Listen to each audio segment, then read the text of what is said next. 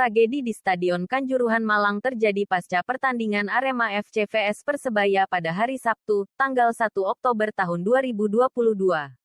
Diketahui, insiden tersebut menyebabkan seratusan korban meninggal dunia. Kerusuhan di Stadion Kanjuruhan Malang meletus usai pertandingan antara Arema FC kalah 2-3 melawan Persebaya.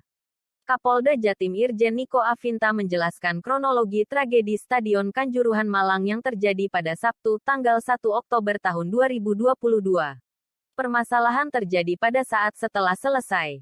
Terjadi kekecewaan dari para penonton yang melihat tim kesayangannya tidak pernah kalah selama 23 tahun bertanding di kandang sendiri, kata Niko dalam konferensi pers di Polres Malang.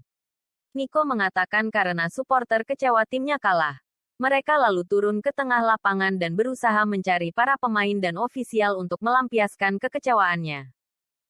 Oleh karena pengamanan melakukan upaya-upaya pencegahan dan melakukan pengalihan supaya mereka tidak masuk ke dalam lapangan mengincar para pemain, ujarnya.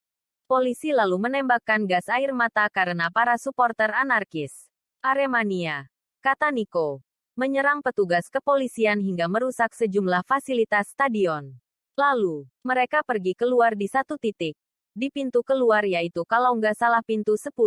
Kemudian terjadi penumpukan. Di dalam proses penumpukan itulah terjadi kurang oksigen yang oleh tim medis dan tim gabungan ini dilakukan upaya penolongan yang ada di dalam stadion kemudian juga dilakukan evakuasi ke beberapa rumah sakit, terang Niko. Jumlah korban jiwa tragedi Kanjuruhan bertambah. Update per pukul 14.12 waktu Indonesia Barat dari Wagub Jatim Emil Dardak. Korban tewas mencapai 174 orang. Menurut Emil, total ada 11 orang luka berat. Selain itu, ada 298 orang lainnya luka ringan. Selain itu, 2 anggota polisi yang turut menjadi korban dalam tragedi maut Kanjuruhan bernama Bribtu Fajar Yoyo Pujiono yang merupakan anggota Polsek Dongko, Trenggalek, dan Brigadir Andik Purwanto anggota Polsek Sumber Gempol, Tulungagung. Kapolda Jawa Timur, Jatim, Irjen Niko Afinta mengungkap penyebab tragedi Stadion Kanjuruhan Malang yang mengakibatkan para korban meninggal dunia adalah karena penumpukan massa.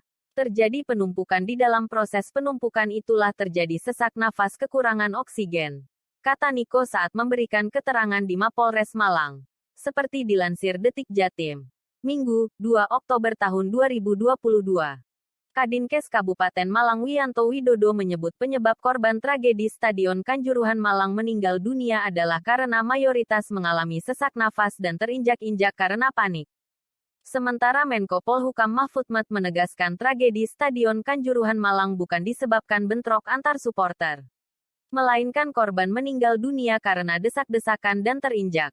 Perlu saya tegaskan bahwa tragedi Kanjuruhan itu bukan bentrok antar supporter Persebaya dengan Arema. Sebab pada pertandingan itu supporter Persebaya tidak boleh ikut menonton, kata Mahfud dalam akun Instagramnya seperti dilihat Detikcom. Presiden Jokowi buka suara terkait kerusuhan yang terjadi di Stadion Kanjuruhan Malang. Jokowi menyampaikan duka cita dan berharap peristiwa tersebut tidak terulang kembali. Jangan sampai ada lagi tragedi kemanusiaan seperti ini di masa yang akan datang. Jokowi memberikan arahan khusus kepada Menkes Budi Gunadi Sadikin dan Gubernur Jawa Timur Hovifah Indar Parawansa. Jokowi ingin korban yang dirawat mendapatkan pelayanan terbaik. Saya telah meminta Menteri Kesehatan dan Gubernur Jawa Timur untuk memonitor khusus pelayanan medis bagi korban yang sedang dirawat di rumah sakit agar mendapatkan pelayanan terbaik, ujar Jokowi. Arahan khusus juga disampaikan Jokowi kepada Kapolri Jenderal Listio Sigit Prabowo. Jokowi ingin tragedi Kanjuruhan diusut tuntas. Khusus kepada Kapolri saya minta melakukan investigasi dan mengusut tuntas kasus ini, kata Jokowi. Jokowi juga meminta Menpora, Kapolri dan Ketum PSSI untuk melakukan evaluasi menyeluruh tentang pelaksanaan pertandingan sepak bola. Selain itu, Jokowi memerintahkan agar Liga 1 di-stop sementara. Untuk itu saya juga memerintahkan PSSI untuk menghentikan sementara Liga 1 sampai evaluasi dan perbaikan prosedur pengamanan dilakukan, imbuh dia.